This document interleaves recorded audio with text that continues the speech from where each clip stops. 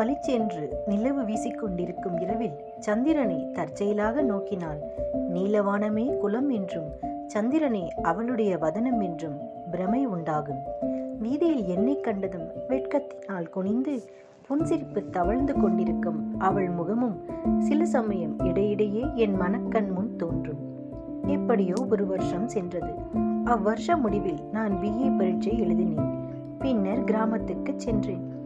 கிராமத்தைச் சேர்ந்த அன்றைய சாயங்காலம் வழக்கம் போல் கையில் புத்தகத்துடன் குளத்தங்கரைக்கு போனேன். ஆனால் என் மனம் என்னவோ புத்தகத்தில் இல்லை. அந்த பெண்ணை சந்திப்போமா என்னும் எண்ணமே மேலோங்கி இருந்தது. அவ்வெண்ணத்திலே மகிழ்ச்சியும் வேதனையும் பிரிக்க முடியாதபடி கலந்திருந்தன. நான் குளத்தங்கரை சென்றபோது அவள் ஸ்நானம் செய்துவிட்டு இடுப்பில் குடத்துடன் கரையேறி வந்து கொண்டிருந்தாள். என்னை பார்த்தாள். ஆனால் இம்முறை அவள் தலை குனியவும் இல்லை, புன்சிரிப்பு கொள்ளவும் இல்லை. இரண்டாவது தடவை என்னை திரும்பி பார்க்கவும் இல்லை. விற்றென்று போய்விட்டாள். ஆனால் அவளுடைய அந்த ஒரு பார்வையே என் இருதயத்தில் ஊடுருவி பாய்ந்து விட்டது.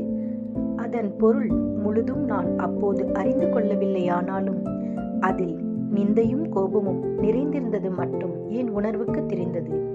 சொல்ல முடியாத மனவேதனை கொண்டேன்.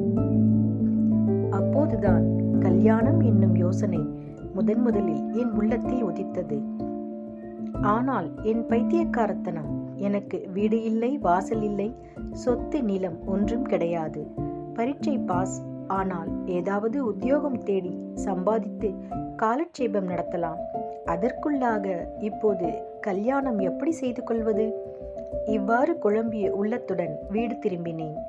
அந்த பெண்ணை பற்றி என்னுடைய மனோநிலையை காட்டிக்கொள்ளாமல் மெதுவாக விசாரித்தேன். கிராமாந்தரத்தில் இத்தகைய விஷயங்கள் சுலபமாய் தெரிந்து கொள்ளலாம் அல்லவா? அவள் பெயர் காந்திமதி என்றும் ஏழை பெண் என்றும் அவளுடைய தாயார் வாயு ரோகத்தினால் கஷ்டப்படுகிறவள் என்றும் எப்படியாவது தான் கண்மூடுவதற்குள் தன் பெண்ணுக்கு கல்யாணம் செய்து வைத்துவிட வேண்டும் என்று அவள் பெரிதும் கவலைப்படுகிறாள் என்றும் தெரிந்து கொண்டேன்.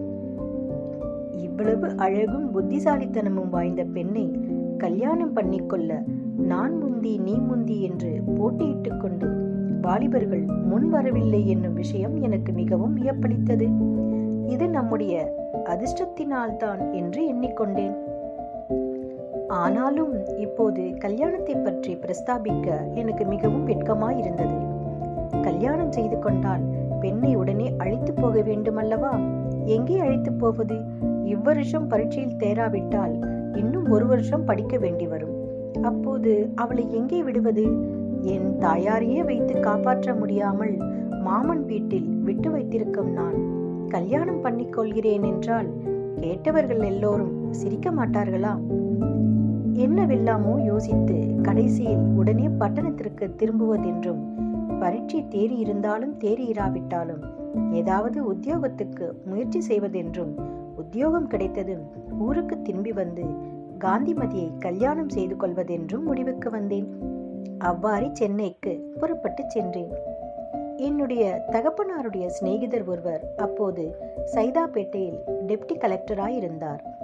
தம்முடைய ஆபீஸில் ஓர் ஆக்டிங் குமாஸ்தா வேலை காலி இருப்பதாகவும் இப்போதைக்கு அந்த வேலையில் என்னை நியமிப்பதாகவும் பிறகு சென்னை செக்ரட்டரியேட் ஆபீஸில் உத்தியோகத்துக்கு சிபாரிசு செய்வதாகவும் சொன்னார்.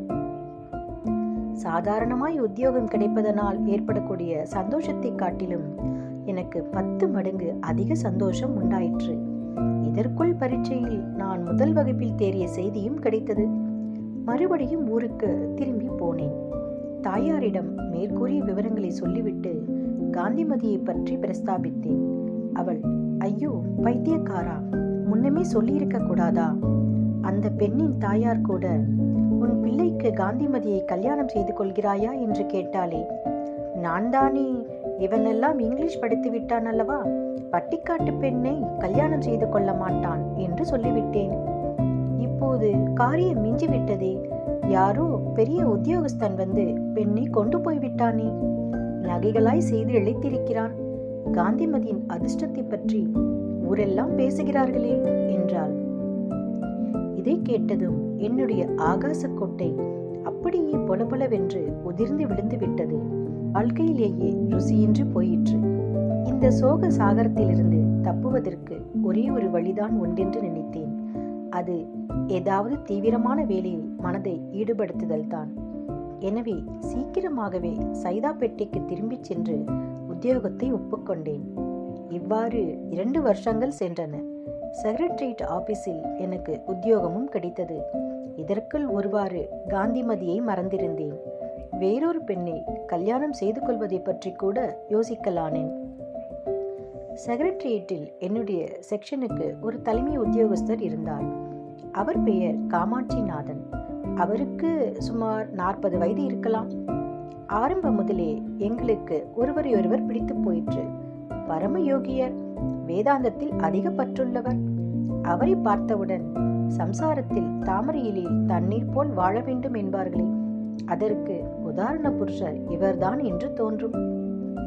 எனக்கும் இளம் பிராயம் முதலே வேதாந்த விஷயங்களில் பற்று உண்டு.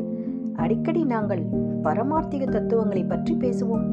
ஒரு சமயம் அவர், என் வீட்டில் அருமையான வேதாந்த புத்தகங்கள் பல வைத்திருக்கிறேன், நீ ஒரு நாள் வந்தால் பார்க்கலாம் என்றார். அவ்வாறே அடுத்த ஞாயிற்றுக்கிழமை அவர் வீட்டுக்கு சென்றேன். நானும் அவரும் பேசிக்கொண்டிருக்கையில் அவருடைய மனைவி எங்களுக்கு சிற்றுண்டி கொண்டு வந்தாள். நானும் அவளும் ஏக காலத்தில் ஒருவர் முகத்தை ஒருவர் பார்த்தோம். என்னுடைய நெஞ்சு ஒரு கணம் ஸ்தம்பித்து விட்டது. உடம்பிலிருந்த ரோமங்கள் எல்லாம் குத்திட நின்றன. தேகமெல்லாம் வேர்வை துளித்தது. அவளுக்கும் அப்படித்தான் இருந்திருக்க வேண்டும். உடனே முகத்தை வேறு பக்கம் திருப்பிக் கொண்டாள். அன்றியும் கொண்டு வந்த தட்டுக்களை வைத்துவிட்டு விரைந்து உள்ளே சென்றாள். டம்ளர்களில் ஜலம் எடுத்துக்கொண்டு அவள் திரும்பி வருவதற்கு 5 நிமிஷம் பிடித்தது. அதற்குள் என் மனதை ஒருவாறு சாந்தப்படுத்திக் கொண்டேன். மறுபடி அவள் வந்ததும், இவள்தான் என் மனைவி என்று காமாட்சிநாதன் தெரிவித்து என்னையும் அவளுக்கு அறிமுகப்படுத்தி வைத்தார். அவள் விஷயத்தில் இவருக்கு ரொம்பவும் பெருமை என்பது நன்றாக வெளியாயிற்று.